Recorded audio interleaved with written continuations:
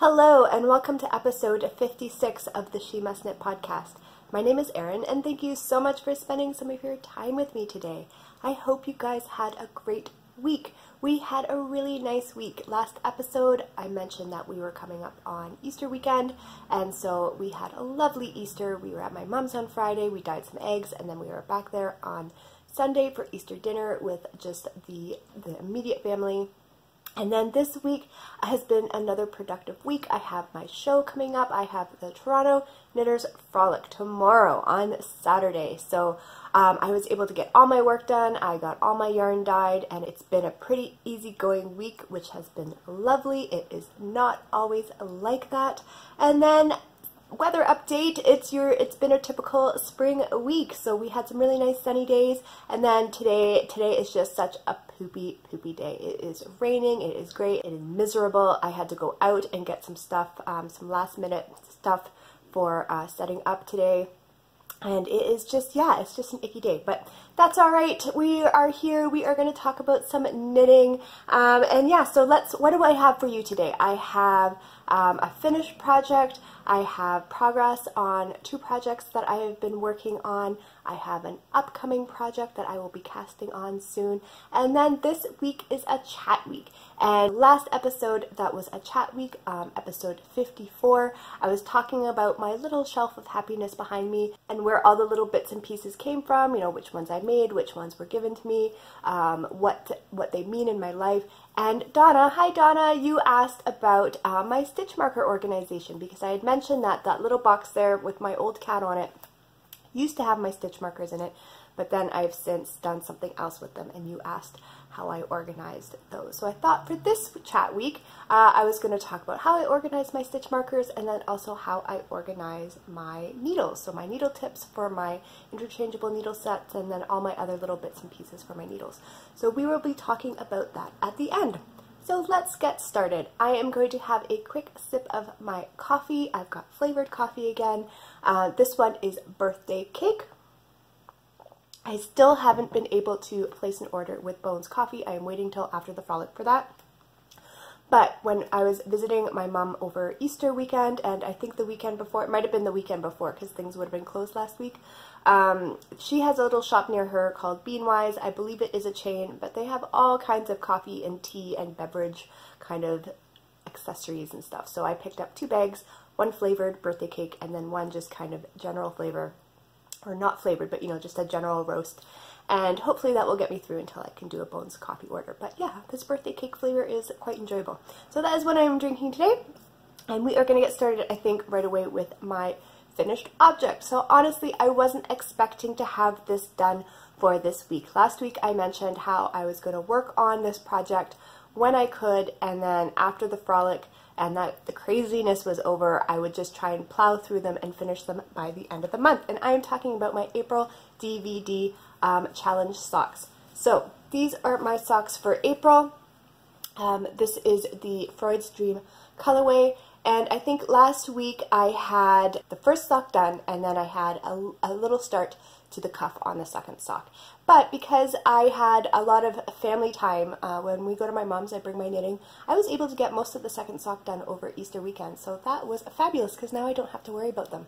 So again, these are my April socks, Desert Vista Dye Works. The pattern that I used for this is Rib is the New Vanilla. It is a top-down pattern, and it features the heel construction that I have really been enjoying lately, where you start to increase in kind of a triangular shape along the back of the heel, and then you do a series of decreases to get back to your original number for the circumference of your foot. In my usual fashion, I have done the striping reverse. So on my first sock, this was my first sock, I just worked straight from the middle of the cake, and then when I finished my first sock, I rewound that cake so that the stripes were going in the opposite direction, and then I did the second sock. So you can see they are clearly a pair, but the reverse stripes, I think, just add a little something extra to them. And then I don't have to worry about the stripes matching up, because they're not going to. I think for both of the socks, and hello, we have been joined by a Mr. T, and it seems as though he wants to sit on my lap. I don't know how this is going to go. We are going to just push on. So For both of the socks, I did do a little bit of heel management where after I finished the increases of the heel and I got back to where I was joining back in the round, I did wind off a stripe or two to get back to where the stripe sequence would continue. So I had to do that on both socks, but that's not a big deal. I don't mind that. It's just 2 extra ends. But yeah. These are done, and I just have to get a picture of them and put them up in all the threads. And it's funny because the last time I showed these to you, I had the first sock done, and I had mentioned that, like, my mom has very, very tiny feet, and I was intentionally making them bigger. She asked for them to be made bigger because she plans on wearing them over socks for the winter. And I did that, and then when we were over there for Easter, I had the finished sock with me, and I was like, okay, Mom, maybe you should just try this on just to make sure before I finish the second sock to make sure that this size is what you want. She tried it on and it was a good, like, almost 3 inches longer than her toe. It was ridiculous. And she was like, oh, it's fine, it's fine. I'm like, Mom, it's not fine. So I ripped back that toe. I made a little mark where the toe should start, where I should rip back from. And then I made a note of that and I knit the second sock to that leg. So these should fit really well. And they are done, and they are nice and tiny. Hers are the smallest feet that I have to knit for. So if she ever asks for more socks, they will be super, super quick. So that is awesome. So yeah, these are done. On to the second project that I have to share with you. And luckily, Mr. T has settled down on his grocery bag that I always have on the table with me, just in case. So he should be fine. He's with his octopus. Hopefully he will just continue to sit there happily as I finish going through everything else. So the second project that I want to share with you is the work that I've been able to do on my lace pullover. This is a pattern from the book 60 Quick Knits for Kids. I have been making several patterns out of this book as one of my goals to work with patterns that I already have. And I am doing the lace pullover. My friend has a little girl and her birthday is in June, and in the last couple of years I have made her a garment both at her birthday and for Christmas. So this one is going to be her birthday gift. I believe the last time I showed it to you I was still working up the body. It was probably about 2 weeks ago because last week I did not have time to work on it at all. But this week, because I finished my April socks, I was able to pull this back out and do a little bit more work on it. So I am really enjoying this. Even though I took about a week off from it, I was able to get back into the pattern with no problem at all. This is a really, really pleasant lace pattern. It is a 16-row repeat, but half of those rows are just working the stitches as you see them, and then the other ones with the actual lace pattern in them. It's very easy to look at the chart, see what I need to do, and then work across the row in a very rhythmic fashion without having to refer back to the chart. So it has been going very well. And I do like how it is working up in this yarn. This is just an organic cotton that I got in a subscription box. I had no other plans for it. This is not the type of yarn that I am usually drawn to. I would never purchase this on my own. But I think it is working really, really well for this pattern. I like how the lace looks really nice without it even being blocked yet.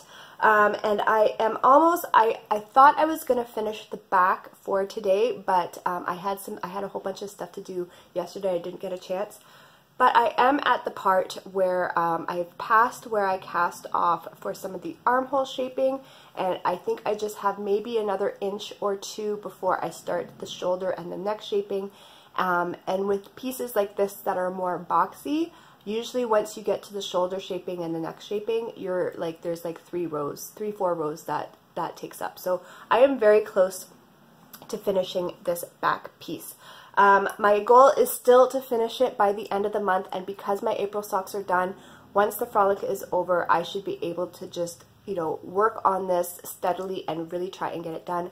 I have mentioned that I am planning on doing a little video, a little how-I video on seaming garments, because this is completely seamed. The arms are set in, the back and front are seamed together. So I'm hopefully going to be able to both get that all filmed and then also finish this by the end of the month so that I can add it to the yearly challenge that I am participating in from Dana of Just One More Row podcast. And the way that she runs her kind of yearly challenge, it's in she does 2-month blocks. So I'm hoping to finish this so that I can fit it into the finished projects for the March, April. So that is all I have to talk about that. I only got a little bit of work done on that, but the other project that I was working on this week was one that you saw last week as well. I had just cast it on, and it is my sample socks.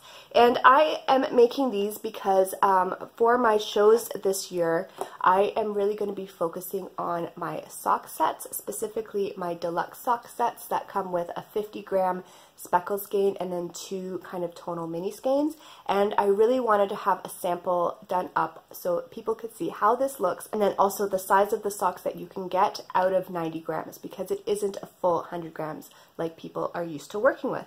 And I showed you last week, I had just started the cuff. I think I was about halfway through the cuff, and I said that I was just hoping to get into the leg by the time the show came, and I am already down the foot. So I am really happy with the progress that I am making on these socks. So the color that I am using is one that I dyed specifically for the show. This is going to be my Bling string color. It's all the colors that I really love. Plus my website, I use a lot of those kind of pinky purples. This is it in the skein here. So there's kind of like a warm-ish gray background, and then purple specks and little orange specks and pink specks. And then for this pair, I did a purple mini and an orange mini. So I am working down the foot now, and I weighed my speckled skein, and I think I'm at like 35 grams. So I've only used 15 grams up to this point, and then I think for each of the contrasts I used about 5 or 6 grams for that. So I will have plenty to do a size of socks that would fit me, and I am a woman's 9, and there should be leeway for larger pairs. So I am really happy with how these are working up. I think it's very interesting with how stitch count affects how a pattern or like a design will knit up. These are vanilla, but it shows up more on camera than it does in real life, but you can kind of see how there's a little bit of like pooling with the speckled area up here, but then it kind of spreads out down here. When I do my vanilla socks, and I intend them to be for myself, I like the leg to be about 80 stitches. I like a nice wide comfy leg, and then I decrease down to 70 stitches for the foot. So it's very interesting to see how that stitch change affects how the colors are kind of playing together. I'm hoping, I don't know if I'll have this done for tomorrow. I can probably work on it a little bit tonight, but I do plan on just having it at the show, working on it then, and then by my next show I should have at least one sock done, and I'll have started the second one.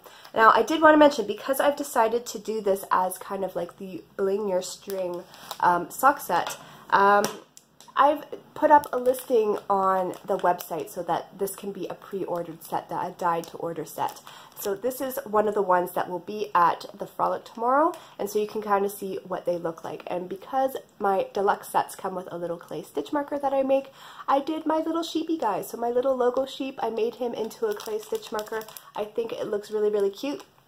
And then also on the website listing, I think I gave 4 options for the mini. So you can pick from the orange and the purple, and then there's also a pink and then like a charcoal gray. So you can kind of pick the kind of colors that you would like for your set that will still all go with the main skein. So I am really happy with how this set turned out, and like I said, yeah, it's available for pre-order on the website, and I think it will be up there for the next little while. So if you like this color combination, it is there. And then also, I just wanted to ask you what your thoughts were on this. I was thinking of putting up a listing for custom sock sets, so custom deluxe sock sets. There's a lot of themes, like for the Frolic tomorrow, I put together a lot of themed sets, but there's a lot of themes out there that I know people love that I might not think of, and I thought it might be nice to have a listing set up where you could request the theme that you wanted, and maybe, send a picture with colors that you like that relate to the theme, and then I would do the stitch marker to go with the theme as well. And that way there's just more options out there, because I am not going to be able to think of everything that people are interested in. So I was thinking of putting that listing up. Let me know your thoughts. Oh, and it was too good to be true. He's coming back. He is just determined. He's determined to sit on my lap. It's just that, it's that kind of day. So I think that's all the knitting I have for you this week. Before I move on to the chat topic, I just wanted to share an upcoming project. So because I have finished my April socks and because I am making pretty good progress on my other projects, I am planning on casting something on very soon. I think I mentioned this earlier this month, how I really wanted to cast on the Cumulus blouse. It was a garment that I want to make for myself. That's one of my goals on my bingo card this year, is a certain amount of adult garments, and this is a pattern that was sent to me as a gift over the holidays from my friend Carolyn. Thank you so much, Carolyn, and I have just been dying to start it. So I think this is the perfect time. May is the perfect time. I will be able to then hopefully enter it in the May-June block of the Just One More Row year-long challenge. And yeah, so I'm hoping that by the time the next week's episode, I will have something to share with you. I'm hoping I will have this cast on.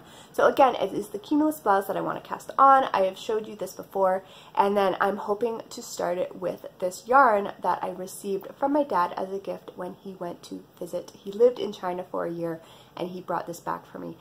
It says it's cashmere. It's this beautiful kind of olive green with these kind of like yellow heathered undertones. It is a fairly thin yarn. I don't know what weight it is, but the Cumulus is written for lace weight yarn held double, and I think this held double will work really well. I have tons of this yarn. I probably will have plenty left over even once I finish it, and I'm probably going to make it longer because I want it to be a tunic. I have lots of this yarn, so I think this will actually be a really good use for this. And again, it uses yarn from my stash. I am really enjoying that this year. But yeah, I'm really excited to cast this on, and hopefully I will have something started for you next week. That is the goal. So yeah, that now is all the knitting, and so we are going to get into the chat topic, which is my organization of my stitch markers and my needles. So like I said in episode 54, I was talking about the shelf behind me and what these items were, what they meant to my life. And yeah, I used to use this little box here to hold my stitch markers. And then I decided to put them out in the open so that they were a little more accessible and so that I could see them, because a lot of the stitch markers that I have, I've received in swaps, and they are themed and they're just fun to look at. So for my stitch markers, I organize those in two different ways. The first is on a board that I keep kind of beside my desk area, so I do have access to this. If I want to use any of these, I can, but generally speaking, this is more of a visual thing because I don't often use really big dangly stitch markers, and a lot of these are that. So all this is I think this is like a metal, it's like a metal pin board. I actually got this from as a gift from a friend as well. But I find that these little plastic board pins are the perfect size to go along with the little light bulb shaped pins. So I put all my stitch markers on one of those light bulb safety pins, and then that bulb part just perfectly fits over the push pin. And so yeah, I've got them all hanging there. A lot of these, like I said, are from swaps. You can see my little beaker set. He came with that bag when I did the Jim Henson swap. These guys are like little monsters. I did a toy themed swap, and if you remember, or if you're familiar with the patterns by Rebecca Danger, she does these little like monster guys. So these are little monsters. I've got cookies, I've got sushi. That came with a friend swap that I did. Pumpkins, that was a fall themed swap. That was a Disney swap, that's Minnie Mouse. So yeah, there's just all these cute little things that I just enjoy looking at, and so I like having it next to my desk where I can see it. And then I've also got all my little podcast pins on there as well because I get to see them. And then, oh, there you can see that's my papa.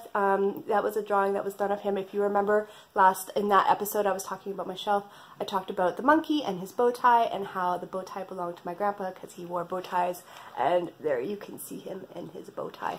So this is where I put my larger or more decorative stitch markers, and then I also have a place where I keep my smaller more like ring shapes or my progress keepers that I use on a more regular basis. So this is a little unit that I got at a local dollar store. It's very basic, it's just got some little shelves, but it's nice and small, so it fits perfectly in a little corner on top of my desk. And I just keep in here, like that's all my little bulb markers, and then I've got in here are some ring markers, some larger rings that I really enjoy using. And then I have all my fun little progress keepers that I use. So these are the things that I tend to grab for more often with projects, and so I have this like within immediate reach. And then the ones that I just like to look at that make me smile, I kind of have on my wall, but then if I need them, I can also access those really easily as well.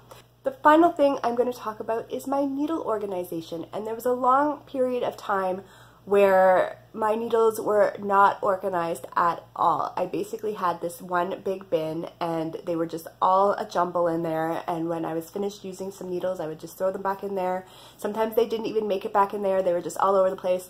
And so I was looking for a way to organize my interchangeable sets and all my little bits and pieces, but there wasn't anything ready-made for needles that really spoke to me. So I know there's a lot of people that make them, like they'll make needle cases or they'll make needle rolls, and they either were more than I was wanting to spend on a needle organization system, or they didn't quite have all the things that would work for my particular collection. And so I finally decided to put something together myself, and I've been really happy with this. It's been about 2 years that I've been using this system. It's really worked well for me, and it's all stuff that you can kind of get at your generic either office supply stores or on Amazon. I got mine on Amazon, and if I can find the links to those or similar items, I will put them down below. But basically what I did is I just ordered this giant binder off of Amazon, and what I liked about this, it is quite large. I believe it's at least a 3 or 4 inch ring binder. It zips closed, so everything is encased, but it was the features that were inside the binder that really kind of spoke to me in a way that they would work for my needle organization. So the first thing that I really loved about what this binder had to offer was that there was this section on the side here for files. And what I use this for is my needle cords. I have labeled all the little tabs with the standard sizes for needle cords, so like your 24, your 32, your 40. I think I have one for extra long, and then I have one for 16 inch as well.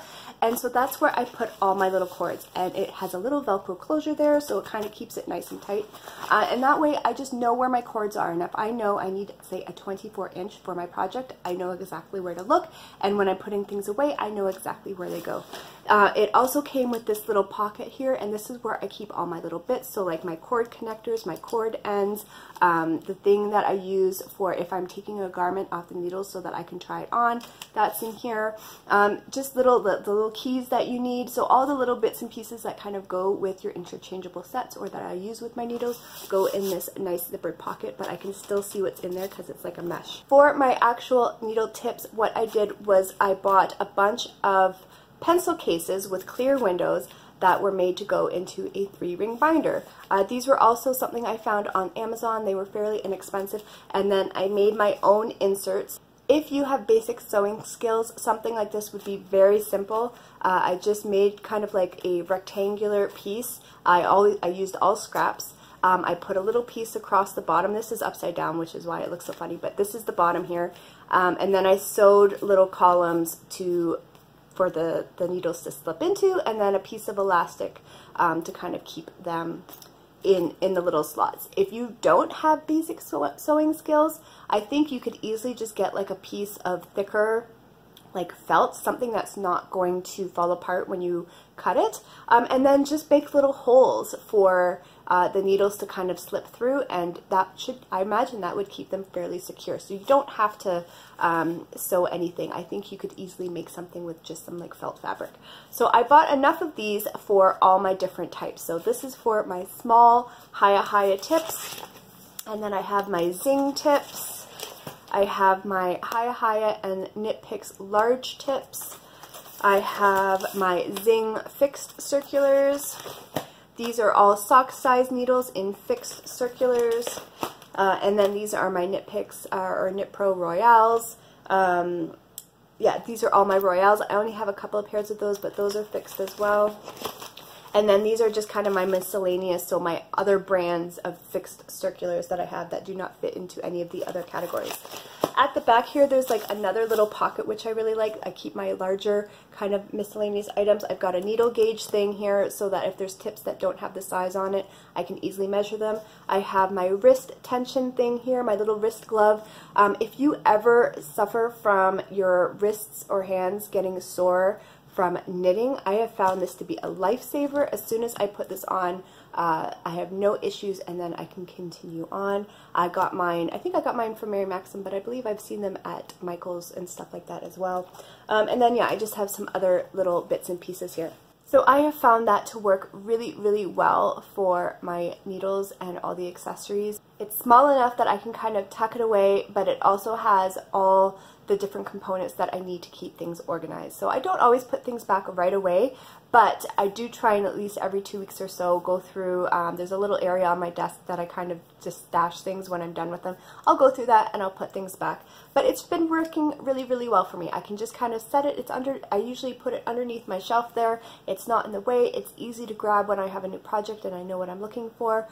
So yeah, it's really, really worked out well for me, and I think it's something that anybody can kind of put together. Yeah, so that's how I organize my needles and my stitch markers. And just like Donna had the question, if any of you have any kind of questions that you want to know or you want me to talk about in one of my chat week segments, just make a comment below and I will fit those into a week in the future. So that is all I have for you for today. I hope you enjoyed this episode. If you are going to the frolic, I hope you come by and say hello. By the time you see this, it will be going on. It will be, the craziness will have begun.